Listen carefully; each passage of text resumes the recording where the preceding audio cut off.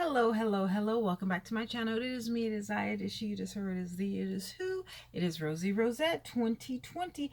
Okay, so let's talk about this IG model Mercedes Morr. That's not her real name, but this is her picture. And she was killed. And I'm getting a lot of stories, but okay, come on, you're gonna focus. Ouch, that hurts when I snap my fingers. Come on. Come on. Okay. There we go. Um, they say she was an Instagram model and this guy killed her. Let me see. Let's see if we can get this. That was our baby. And as many people in Houston knew her and loved her, she was sweet with them as she is with us. She took care of people. She's just a sweetheart. And my baby's gone from a tragic event that didn't have to happen. And it's just dangerous. Mark, Sunday afternoon, you went to your daughter's apartment, and I mean, as a father, you don't ever prepare yourself for what you found. How are you dealing? I mean, your first insight when I went into my daughter's apartment and saw her there, anger took over. Well, I'm sorry. Sadness took over real quick. My girlfriend, bless her little heart, at the time ran upstairs, saw the guy still in there. Anger took over. And she's crying hysterically. I'm mad as can be, especially because the guy's still up there. My girlfriend later on asked me, why didn't you cry at first? And I said, I didn't cry because I was so mad and upset with this guy, even though he was committing suicide at the time, was in my daughter's house. My daughter's dead on the floor. And I don't know what he did. You know, I just knew that it was somebody that my daughter doesn't associate with. And not because of the person he was or is my daughter, we keep her private. Nobody, not even her real friends, really knew her name. I've moved my daughter 3 times just because of my insecurities and the freeze, of course, but she doesn't have friends by her house. I know my daughter, and when I got to my daughter's house, and it was locked up, and she's not answering my phone, which is not like her, I knew something was up, so I didn't hesitate to kick the door down.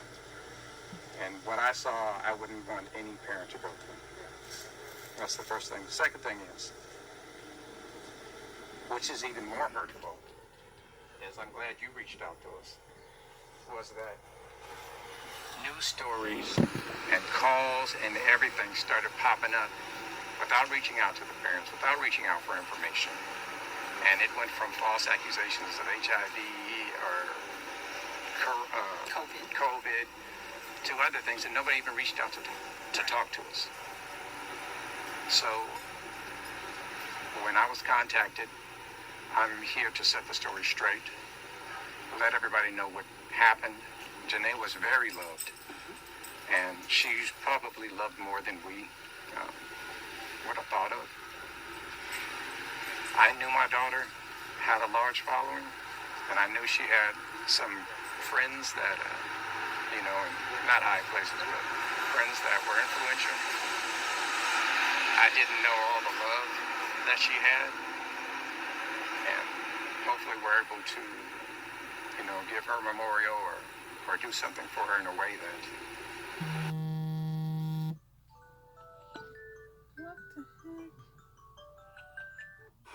Everybody is happy with, and everybody will be able to have closure like we want closure. Yeah, we just want a respectful service.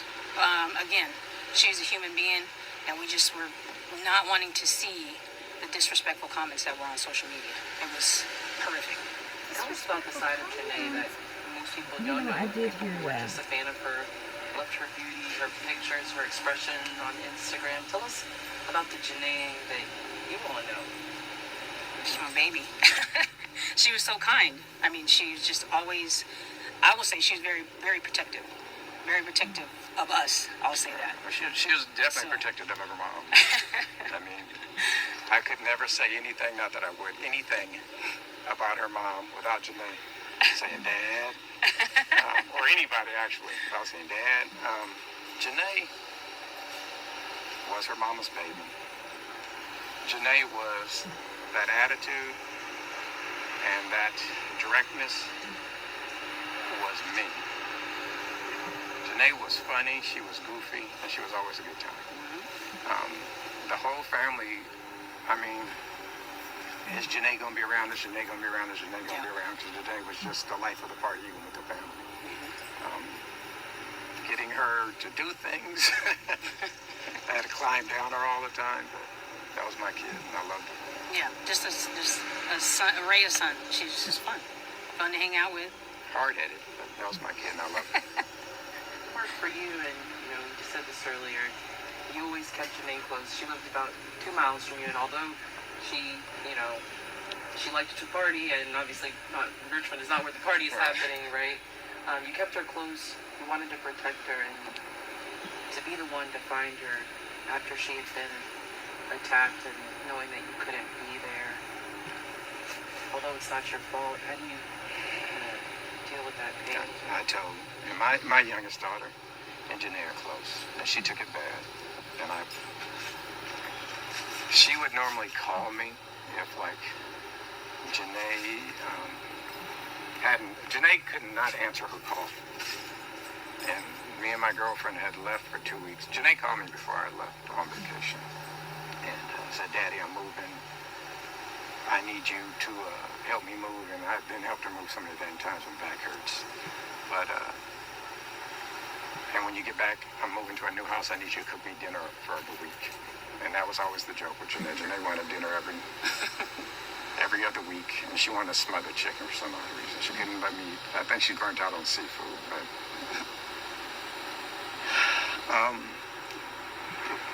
Janae, or London called me and said Janae hasn't talked to me since Thursday. And then her friends were at the place. I knew something was wrong. I knew at that time something was wrong. I wouldn't have kicked the door in if I didn't know something was wrong.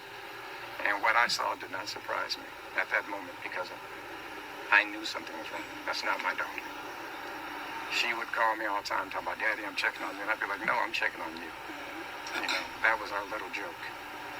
And I knew something was wrong as soon as I got there. Yeah, she didn't just not answer. Does not. Yeah, she does not answer. At least her parents and her sisters and brothers. She was always responsive. So that was strange. So when I got the call that a friend hadn't heard from her, and Mark hadn't heard him, okay, what's going on? So that's when I talked to Mark. And Did you stop thinking about what she may have went through? no, that's horrific. Being strangled to death is a horrible way to die. And my baby's gone.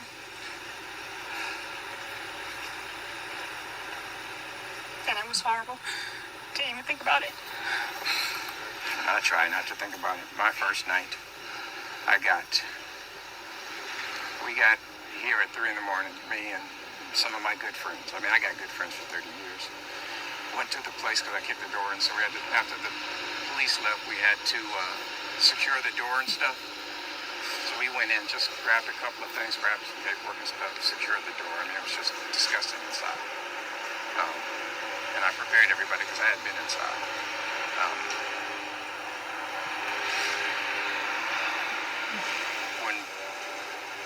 When we left, I got home that night.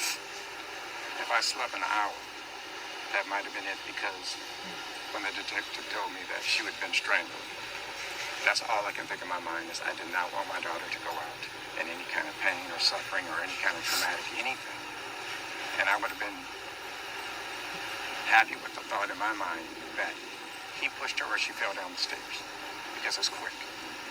And I know that's a bad thought, but I did not want my daughter to be in any kind of struggle, fight, or pain. So I don't know how the guy got into the place, because it was locked up tightly, and my daughter does not open the door for anybody. As short as she is, she still gets up to that peephole and would look just through and make sure it was me. I mean, I had to call my daughter, Janae, let me in. Janae, let me in. So I don't know how he found her.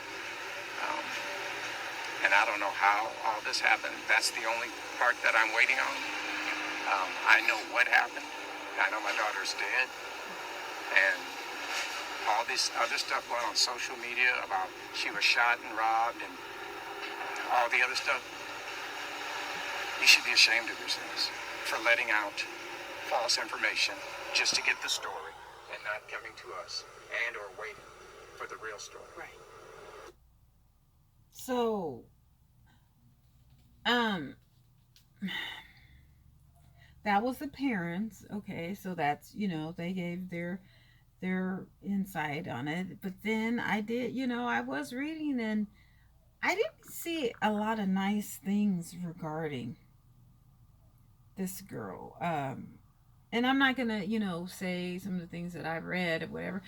People say stuff about me, and I'm just like, never met me, don't know me, don't know nothing about me, don't even know nobody who knows me or whatever. But yeah, you got a lot to say. So you know what? I just take that with a grain of salt.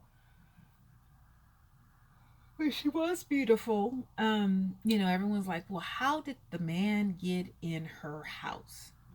If she didn't open the door, if it was secure, whatever, how did he get in? But you know what? He could have crawled through a window. Crazy people can do some amazing things. Does that make sense?